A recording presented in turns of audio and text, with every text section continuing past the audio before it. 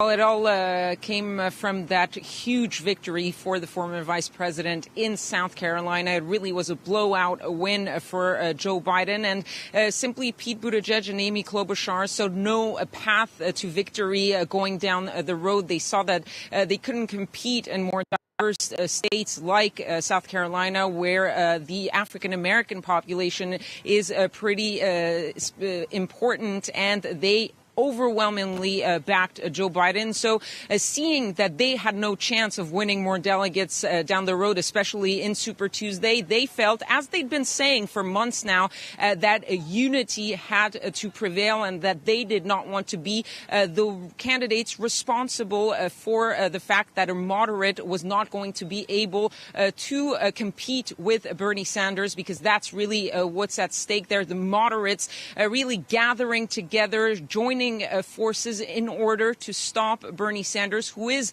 still the leader in this race, and he should be coming out of the Super Tuesday also in the lead if all goes according to plan. But the question is, will Joe Biden and the support he's gathered in recent days, including not only Buttigieg and Klobuchar, but also Beto O'Rourke, who was a presidential candidate who dropped out earlier in the race, but who is very popular in Texas, and who endorsed Joe Biden, and who could also be decisive for the vice president. So Joe Biden really playing big in Super Tuesday, especially since there's a big unknown in the Super Tuesday. That's Mike Bloomberg, who is finally on the ballot after skipping the first 4 states. Indeed, there are lots of names involved, and each one of those names, as you just pointed out, Ketevan, carries its own sphere of influence. Voters will go along with them, perhaps choose to follow the endorsement that they give.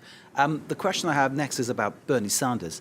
Is it possible at the end of this Super Tuesday that he may have secured the necessary backing, do you think? Well, that's the big question of the night, and no one really feels comfortable enough to make any plans, any predictions as to Super Tuesday.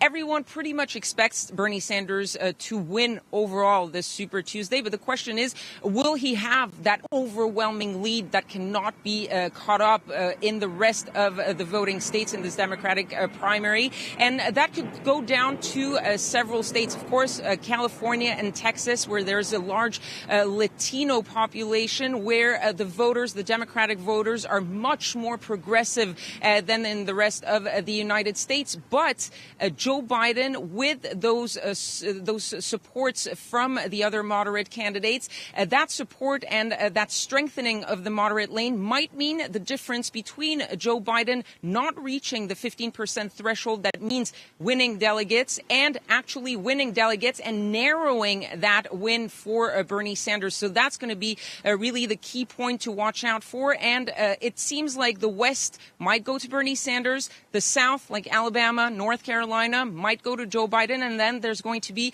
some of the Midwestern states like Minnesota, where Amy Klobuchar is a senator. And that could be very important for Joe Biden. Or also in the northern East Coast, like Massachusetts, where Elizabeth Warren is still in the running, and she could be taking some of those progressive votes from Bernie Sanders. So this is all to say that it's very much still undecided, a little bit mirroring the feeling of the Democratic voters who, as we've been talking to them over these past weeks and days, have been telling us that they are very much undecided. Still, some people walking into these polling stations saying that they hadn't really made up their minds.